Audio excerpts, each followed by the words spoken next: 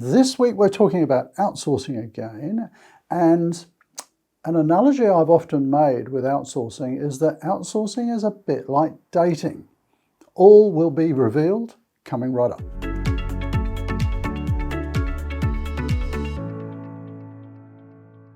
So why do I say that outsourcing logistics is a little bit like dating? If you think about it, you're trying to find, ideally, a long-term partner to work with.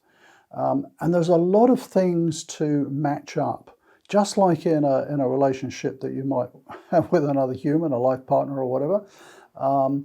There are lots of things about you and about them that you've got to try and align and match up. It's just like that with logistics outsourcing.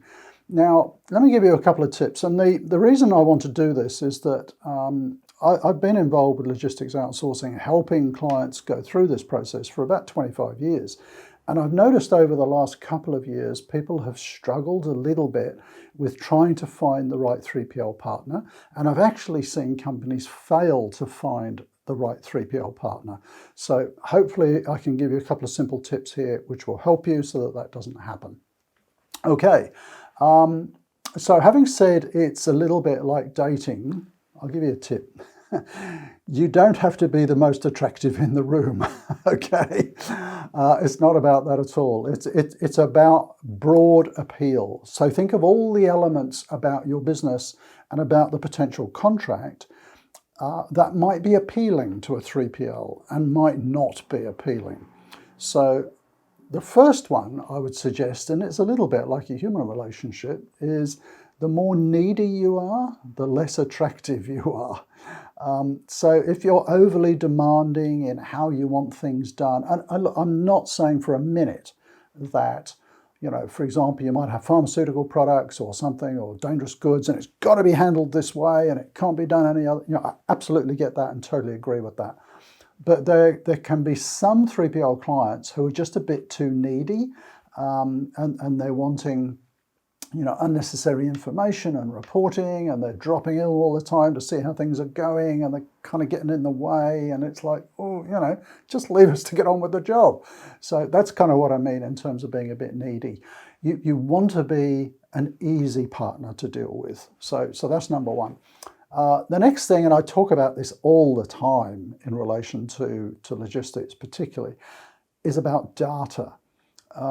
You've got to have good, accurate data on your products, your product master, the weights and measures, all that kind of stuff, on your demand history, so that 3PLs can work out what the picking profile is, what the inventory profile is, and also on your customers, if they're doing the distribution, if they're doing the delivery, where are they, how frequently do they get deliveries, what's that profile look like? So the more data you've got, the more accurate data you've got, you're a more attractive potential contract, because they can quite easily work out what you need, how we're going to resource it, the costs, and it really is a win-win. The easier you make it for the 3PL to put together a quote, the better off you're going to be.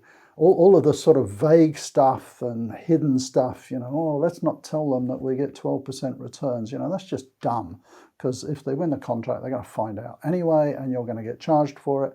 So, openness in all the data is really important as well. So don't make it hard for the 3PL. I guess that's the key message in this short video this week. Be appealing as a partner in the broadest possible sense. Be easy people to deal with, good data, your product's not too hard to handle, you haven't got unnecessary demands about how the products are going to be handled and so on. One last thing I would mention, and this can be a little bit of a challenge, particularly for smaller businesses, is an element of appeal with your business, with your contract, is going to be the contract size. So for example, if you're dealing with very large 3PLs, if your logistics contract's under about $5 million, well, they're probably not going to be that interested in it. So you're going to be looking at second tier, third tier, fourth tier, and so on. So the smaller your business is, your market for potential 3PLs could be getting smaller and smaller. So just bear that in mind as well. And I suppose ultimately the question is, with that in mind, do you want to outsource it? Is it outsourceable? For example, if your 3PL contract is, let's say, $200,000, the field of interested parties is going to be very narrow for that. You're going to be dealing with very small 3PLs who look after small contracts. You might want to be thinking about, could we do this ourselves? So at the smaller end, maybe outsourcing doesn't necessarily follow as a good strategy. Just something to think about. Do comment down below. I'm going to get inundated with people going, but surely it makes more sense for a small company to outsource. Yeah, it can do in certain circumstances. So it's all about, the types of products and the product profile and all the rest of it. I'm just saying that if you have a small potential contract, your market of available 3PLs could be more limited. So what does that imply? Don't rush. Allow yourself more time to find a good 3PL. If any of these things that I've mentioned, if you have particular specialist requirements or anything like that, allow longer to look at the available field of 3PLs. So there we go. Just a quick video this week, just to talk about outsourcing again. Successful outsourcing really is like dating. You want to find the right partner, and I've said this time and time again. Don't think of this as just a 2-year contract, a 3-year contract. If you find the right partner, it can be a 10-year contract, with annual reviews and whatever. Why would you want to change if it's a really good relationship? So to get the right 3PL, get your own house in order with data and things like that. Don't be too needy. Be an appealing customer, and then you'll have a much easier time of it. Okay, there we go. Any questions or comments, do please comment down below. Hey, look, if you need some help with your outsourcing journey, my contact details are in the description down below. It's kind of what we do at Logistics Bureau. I think at any one time we have 3 or 4 outsourcing projects going on where we're helping companies of all different sizes through this journey to make sure they get a good outcome. But hopefully these tips will help you do it yourself.